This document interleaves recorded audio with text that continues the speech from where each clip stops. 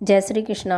राधे राधे। गोवर्धन अन्नकूट की कथा। एक दिन भगवान कृष्ण ने देखा कि पूरे ब्रज में तरह तरह के पकवान और मिठाइयाँ बनाई जा रही हैं। पूछने पे पता चला कि देवराज इंद्र की पूजा के लिए तैयारी हो रही है।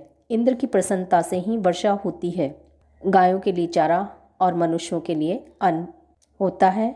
यह सुनकर भगवान श्री कृष्ण ने इंद्र की निंदा करते हुए कहा कि उस देवता की पूजा करनी चाहिए जो प्रत्यक्ष आकर पूजन सामग्री स्वीकार करे। इंद्र में क्या शक्ति है जो पानी बरसाकर हमारी सहायता करेगा?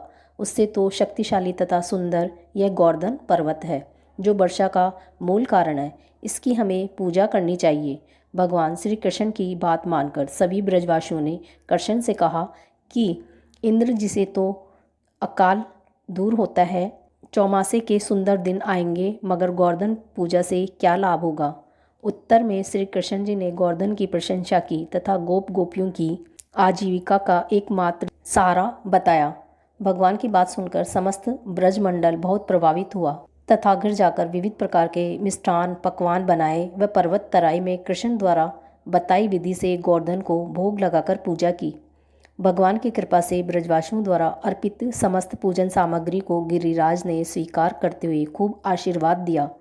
सभी जन अपना पूजन सफल समझकर प्रसन्न हो रहे थे। तभी नारद इंद्र महोत्सव देखने की इच्छा से ब्रज आ गए। पूछने पर ब्रज नागरिकों ने बताया कि श्री कृष्ण की आज्ञा से इस वर्ष इंद्र महोत्सव के स्थान पर गोवर्धन पूजा की जा रही है। यह सुनते ही नारद उल्टे पांव इंद्रलोक गए तथा खिन्न मुख मुद्रा में बोले, हे राजन, तुम महलों में सुख की नींद सो रहे हो। उधर ब्रजमंडल में तुम्हारी पूजा समाप्त करके गोवर्धन की पूजा हो रही है। इसमें इंद्र ने अपनी मानहानि समझकर मेघों को आज्ञा दी कि वे गोकुल में जाकर प्रलयकारक मूसलाधार वर्षा से पूरा गांव तहस नहस कर दें। बादल ब्रज की ओर उमड़ पड़े व बरसे।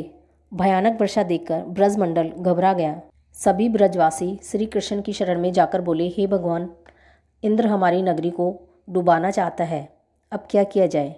श्री कृष्ण ने सांत्वना देते हुए कहा कि तुम लोग गौओं सहित गोवर्धन की शरण में चलो, वही तुम्हारी रक्षा करेगा। इस तरह से समस्त ग्वाल वाल गोवर्धन की तराई में पहुंच गए। श्री कृष्ण ने गोवर्धन को चिट्टी उंगली पर उठा लिया और 7 दिन तक गोप गोपियाएं उसी छाया में सुखपूर्वक रहे।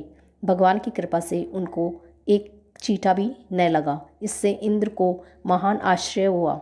तब भगवान की महिमा को समझकर इंद्रदेव स्वयं ब्रज में गए और पश्चाताप किया। 7वें दिन भगवान ने गोवर्धन को नीचे रखा। इसी भांति प्रतिवर्ष गोवर्धन पूजा करके अन्नकूट उत्सव मनाने की आज्ञा दी। तभी से यह उत्सव अन्नकूट के नाम से मनाया जाने लगा। जय श्री कृष्णा। राधे राधे।